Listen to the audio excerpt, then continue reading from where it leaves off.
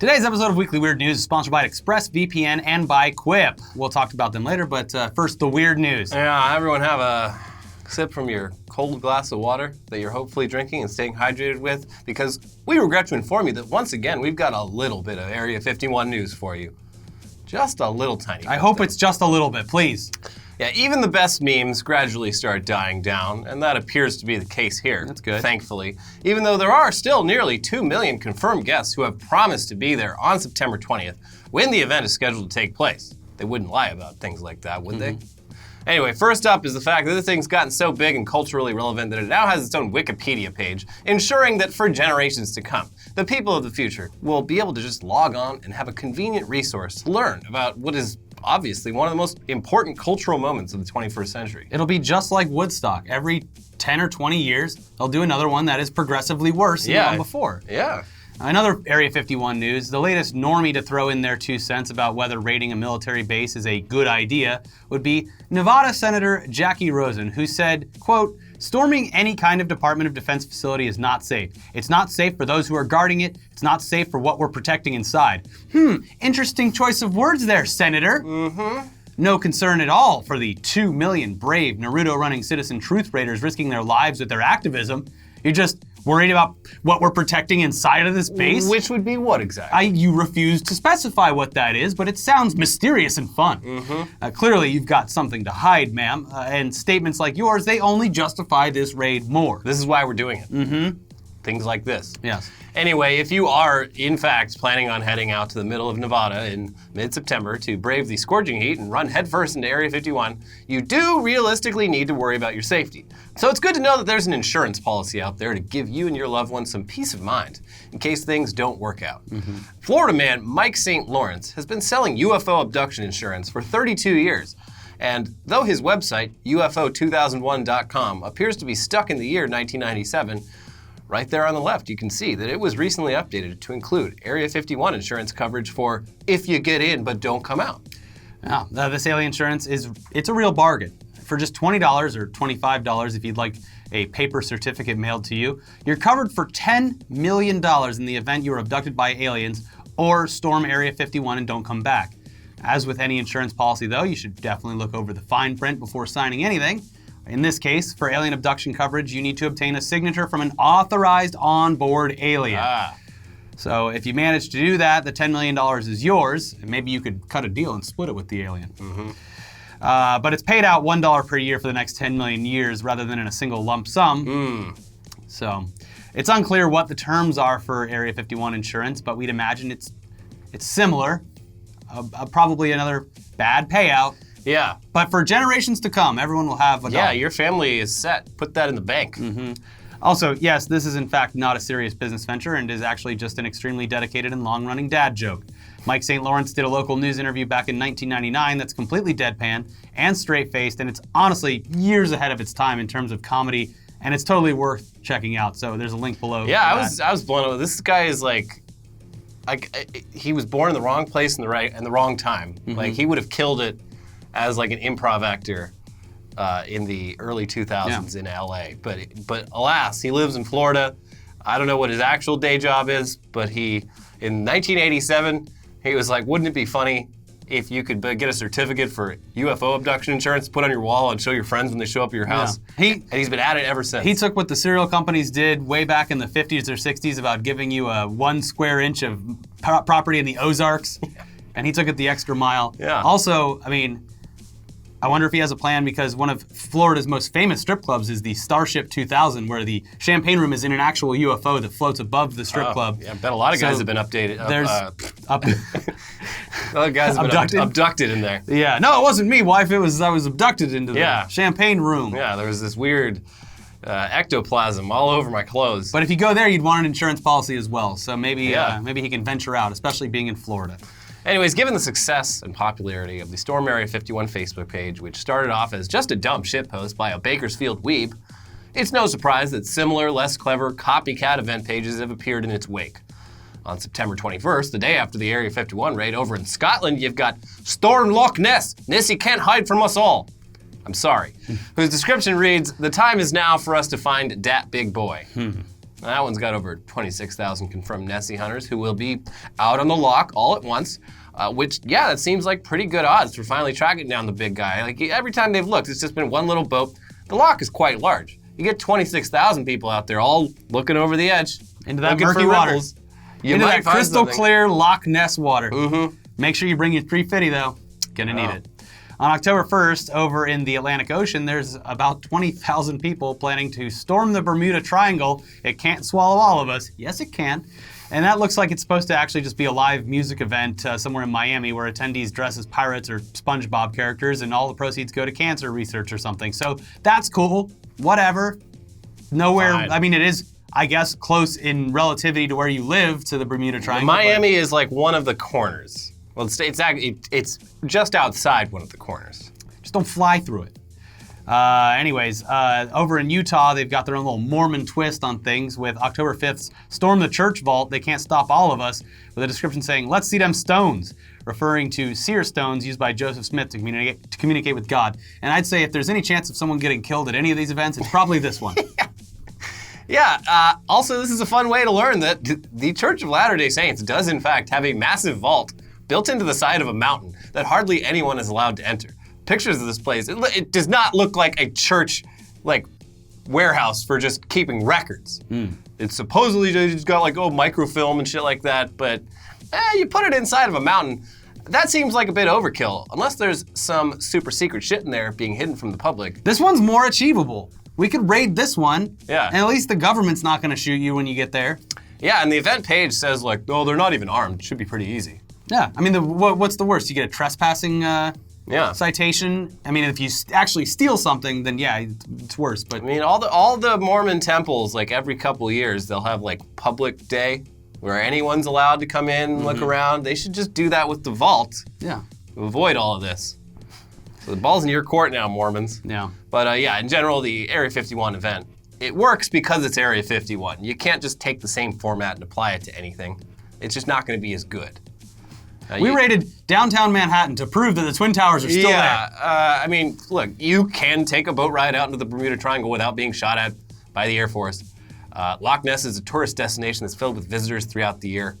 It's not the same. Although Loch Ness, apparently it's fucking freezing there, and if you happen to fall in the water, you'll get hypothermia and die. Not necessarily, but it's not a fun place to be. And the whole Loch Ness thing is very much a tourist trap. Similar to Area 51 in some ways, a way to get people to go to a place that they wouldn't normally go to because it sucks to be there.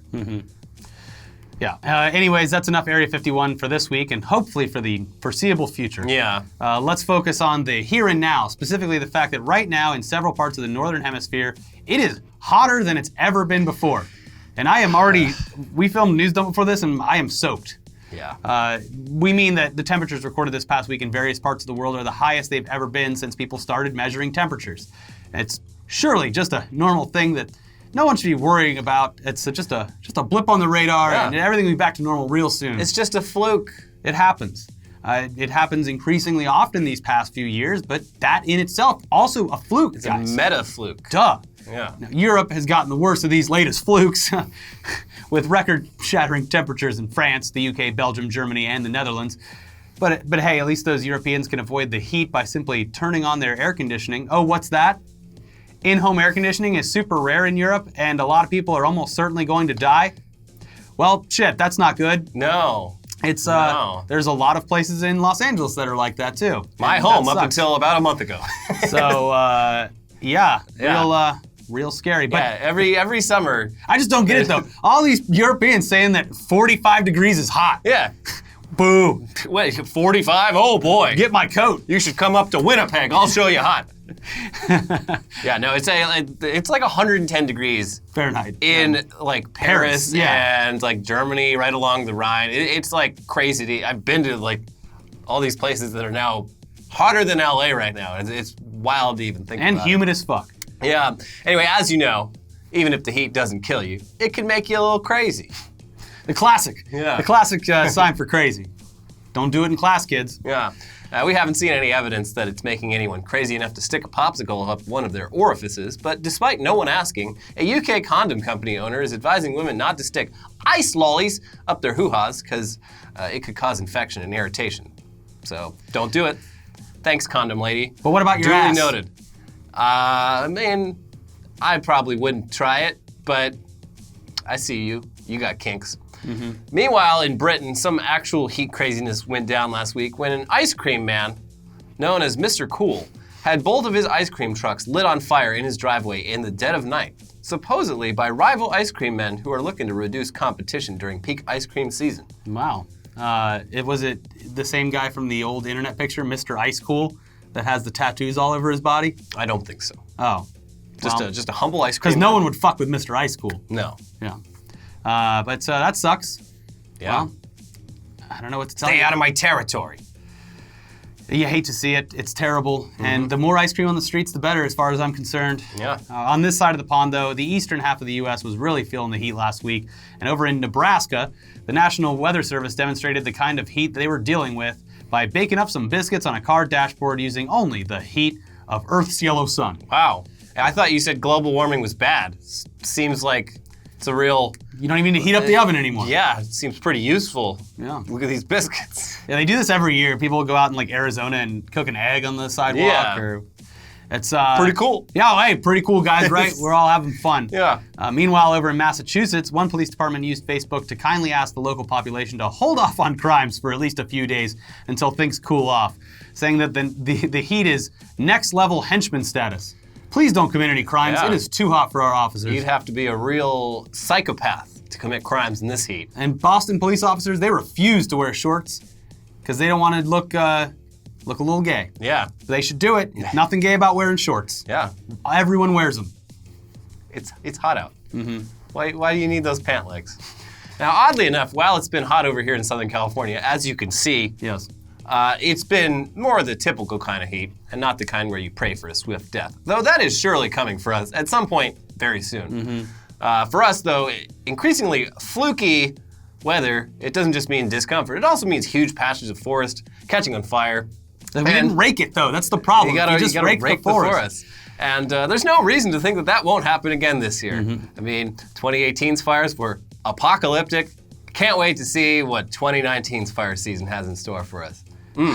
It's gonna be, it never snows here, but it'll snow ash all over everyone's cars, and it'll be like, wow, a real winter wonderland. Nothing complements the very hot air, like the smell of burning homes and trees. And all of the chemicals. Because then it just feels like you're on fire completely. And for some people, you are. It really seals the deal with the vibe. Yeah. The summer vibe. Mm-hmm. Anyway, here to help hearken the 2019 West Coast fire apocalypse is a brand new product from flamethrower company ThrowFlame. The TF-19 Wasp, a flamethrower for your drone. Now, to be clear, flamethrower drones, they're not exactly a new thing, apparently. We Googled it, and people have been rigging up similar death machines for at least the past 4 years. Mm-hmm. And we actually probably covered it at some point too, though all those old ECC videos are lost to the sands of time, much like a forest fire just went through the whole channel. Yeah. And we've recorded more videos than we could possibly remember at this point. We definitely did the one where the guy put a gun on a drone. Yeah, that same guy, a little while after that, did a flamethrower on a drone. But I don't know if we talked about it. We probably did. Yeah. Anyways, the new ThrowFlame TF-19 makes shooting flames from a drone remotely easier than ever before. Thank God. It has a gallon capacity for fuel, and it can produce a 25-foot stream of fire that lasts nearly 2 minutes. That's great for taking out wasp nests, doing controlled burns, or setting fire to California's vast and vulnerable forests. However, this new breakthrough in arson technology, it comes with a steep price tag, $1,500, but nowhere near close to the amount that you'll be paying in fines to the local government. Also, that's just for the flamethrower attachment. You'll need to provide your own drone capable of carrying this thing, and that's going to run you at least another $1,500. So not exactly for hobbyists, it is for professional arsonists who take their craft very seriously. Yeah, for the discerning arsonist. Not just your everyday box of matches fucking noob. Mm-hmm. Talking about people that actually care about setting the world on fire.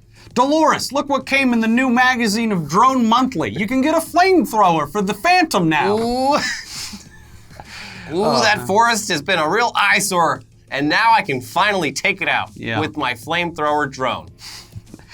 Anyways, it's time for a word from this week's sponsor, starting with Expressvpn. If you want to buy a flamethrower but cover your tracks, that might be the service for you. And Yeah. you might be one of those people that thinks cybercrime is something that only happens to other people. You're probably not, though, because you watch this show and you know better. Yeah, and we literally just talked about On News Dump? some cybercrime. Yeah. You know that every time you connect up to a public Wi-Fi network, you're exposing your data to hackers and crooks.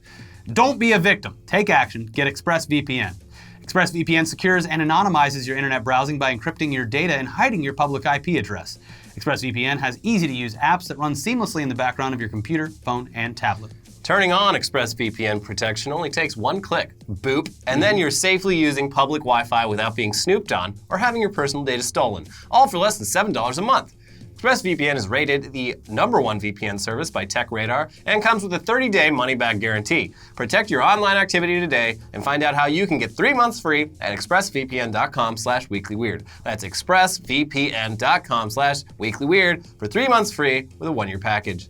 Go to expressvpn.com/weeklyweird to learn more. This episode is also sponsored by another one of our favorite brands, Quip. If you're traveling this summer, you know that packing your toiletries can be a delicate game of stacking and space hacking, but Quip toothbrushes work just as well as at home as they do on the go. The compact and wireless design tucks easily into the corner of your carry-on, and the travel-ready cover protects your brush from sandy swimsuits and luggage slip-ups. Plus, the 3-month battery life will last through an entire season filled with weekends away.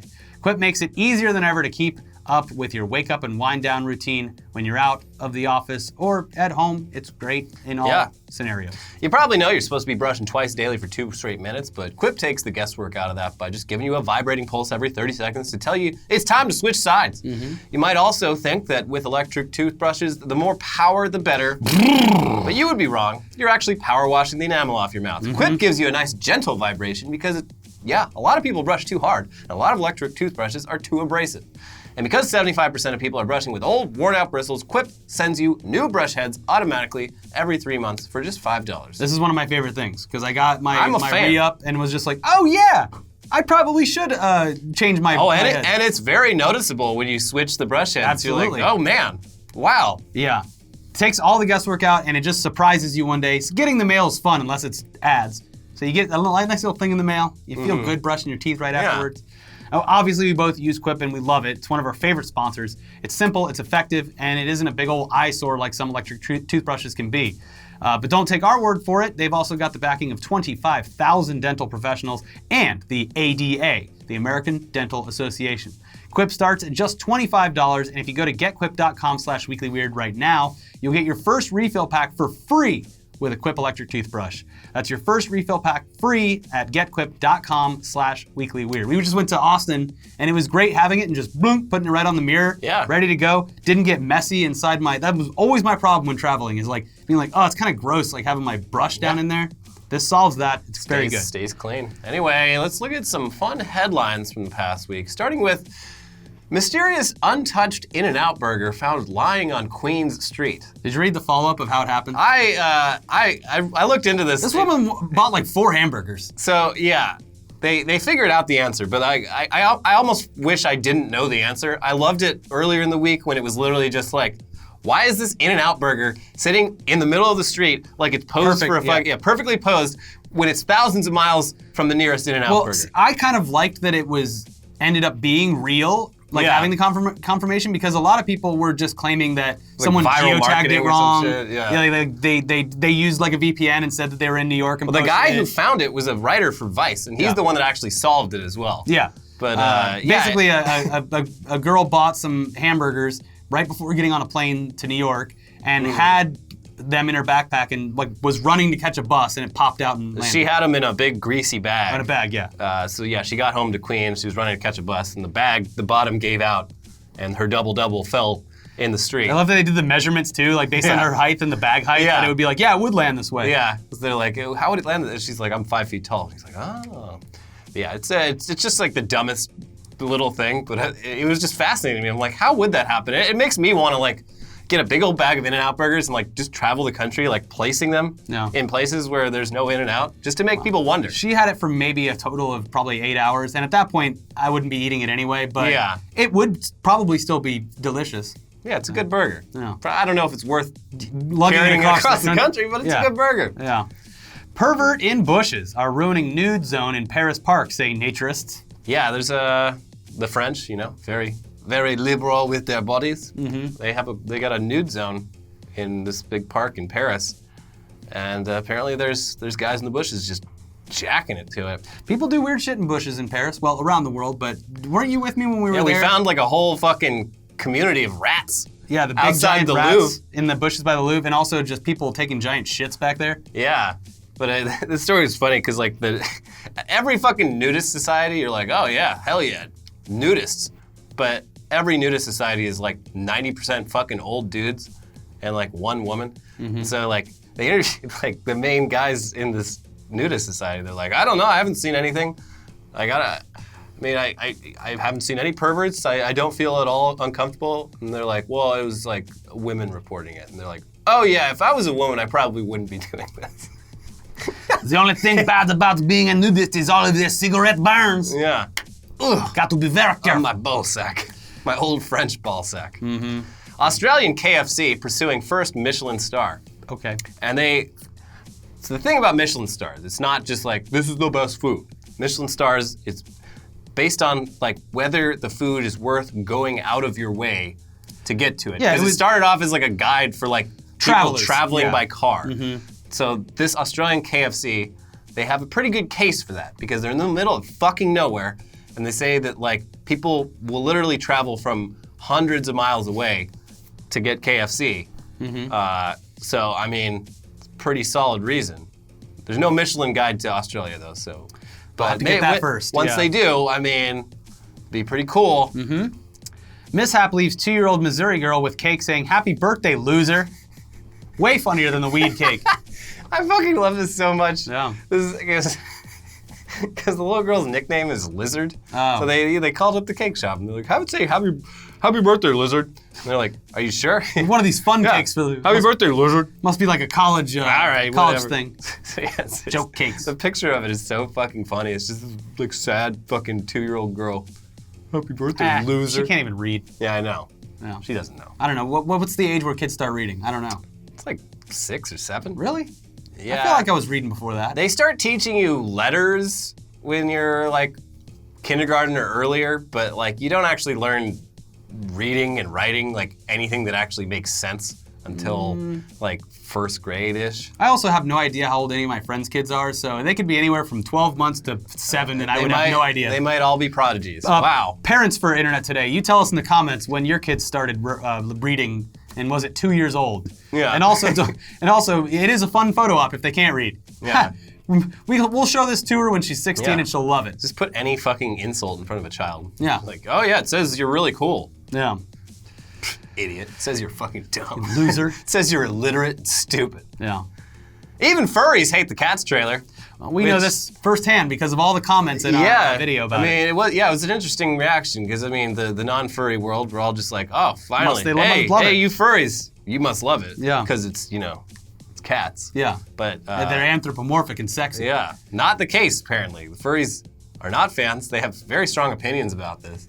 I had one person on Twitter, I think, was like, claiming that they wished they had just consulted the furry community. Yeah, I saw a lot of that. Yeah. They're like, yeah, oh man, if they had hired an actual furry to like do the production design of this, like they could have really made bank off the furries. But as it stands, the non-furries hate it, the furries hate it.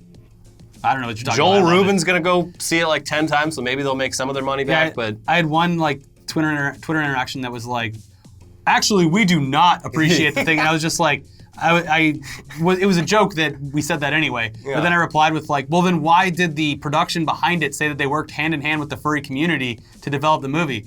And like that person replied back and was like, well, I don't know about why they would be saying that, but if they had actually reached out to the community, we probably could have worked alongside them to make this better. Yeah, it's too bad. I mean, it took like 35 years for Cats to make it to the big screen, and they botched it so bad. So it's probably going to be a while before the furries get the Cats movie that they deserve. Well, they should make their own. Yeah. They've already got the costumes. I mean, there's going to be a porn parody. They should consult the furries for that. Yes. That would be great. Yeah. That would be great. Christian book distributors drops CBD initials after getting inundated with cannabis requests. Yeah, just feel bad for these folks. They've been around for a while. They've always just been, CBD.com, like, hello, CBD here. They said they should fucking own it just like the World Wildlife Fund. Yeah, maybe. Although, like, they said, like, the biggest thing was their search results got absolutely obliterated. Oh, like, yeah, no one could find them on Google. And also, they were, like, they couldn't buy ad space in a lot of places. Like, they just got, like, auto-banned from stuff. Yeah. They're Yeah, like, makes sense. This is bad. So, yeah, they're just going by Christian books now. Well, hey. Good job, weed heads. Easier for them, I guess. Yeah. Well. How are people supposed to learn about the Lord when all these weed smokers all these degenerates are out here ruining my search results? Yeah. Georgia woman barged into McDonald's kitchen, fired gun, because her fries were cold. I mean, cold McDonald's fries are probably the worst tasting thing in the world. It's Hot incredible. McDonald's fries are delicious. Yeah, it's crazy how a little shift in temperature can do that.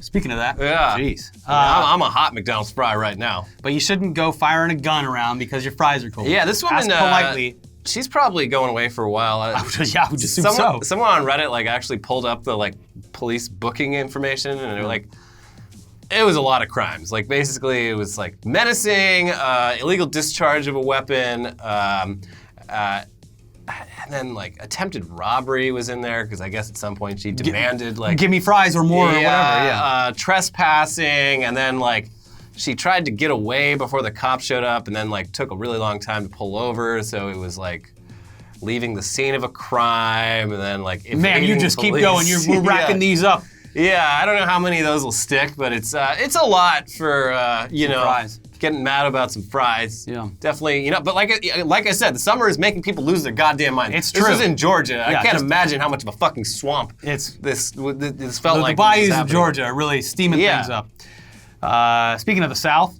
crocodiles are thriving outside of a Florida nuclear plant. What could go wrong? Which is weird because alligators are native to Florida. Well, there's the American crocodile, which is native to like one little tiny bit of Florida. They were actually they were pretty endangered up until fairly recently. That's why they put in the nuclear plant. Yeah, well, for some reason, there's this area around the nuclear plant that I think is closed off for like nuclear plant reasons, but it's turned into like this wildlife sanctuary essentially, and there's just crocodiles living large outside of this plant. But all it takes is one little accident. Then we got super crocs. We've got super crocodiles running through Florida, breaking into people's homes. Holding them ransom at gunpoint. Yeah. Telling them to cook the fries hotter this time. I can't remember if you were on the episode or if it was, I think it might have been Danny was co-hosting, where I brought up the fact that there's a power plant on the coast near where my parents live. And if you want to actually go as a tourist and see manatees like, because they have cooling things out into the water, manatees just like swarm this area constantly because the water is warmer. Yeah. So another kind of like attracting wildlife through weird means situation. We did it. Yeah.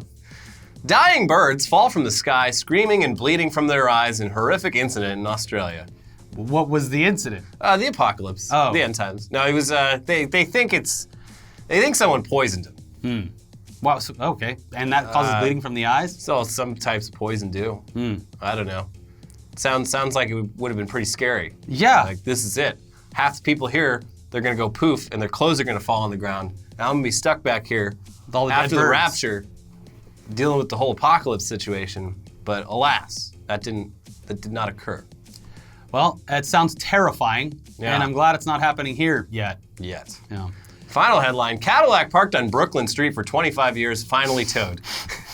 How many boots did this car have on it, and tickets? At some point, they had to just be like, yeah, that's the Brooklyn Cadillac. I think that's what happened. Yeah. Because a lot of details of this don't make any fucking sense. Like, it seems that this Cadillac was basically, it became a part of the community. Yeah. They said like a movie was being shot on that street, and like everyone in the entire neighborhood had to move their cars, but like the Cadillac was still there and didn't get towed. And like people were just like, yeah, that's the neighborhood Cadillac. It's been there for 25 years. And Can't touch it. Someone was adding new registration tags to it every year too. It's fucking weird. Yeah. Was there like some rich, nice citizen paying like the parking fees on it at some point, or? I don't know. Because you feel like it would get towed. Yeah, all of his tires were flat. The car was completely filled with just like trash, like water bottles and like fast food wrappers. And it hadn't moved an inch in 25 years. But yeah, they towed it, and then like a bunch of like old heads from the neighborhood were just like, man, they're taking away a part of our history here. The one shred of culture we had left in Brooklyn is gone. Man, this is the last step in gentrification. Is taking away our broken down old cars. Trashed Cadillac. Yeah. Well, did they find the owner after it was towed? No, I don't know. He's like, finally, I've Trying to get woken rid from of my long nap. Can't wait to get into my lovely Cadillac. old Cadillac. Drive away into the sunset. What? No, there was time now. Anyways, that's it for Weekly Weird News this week. Be sure to check out our sponsors, and also we have our exclusive podcast that's available on our Patreon. Check that out, but if you want to watch something else, we have a new episode of News Dump, and then please do check out our exclusive interview with presidential candidate Ace Watkins. He's going to be the first gamer president. You really should check out that episode. We worked hard on it, and we hope that you enjoyed it. But that's pretty much. Have a great weekend. Yeah, See you soon. stay cool out there.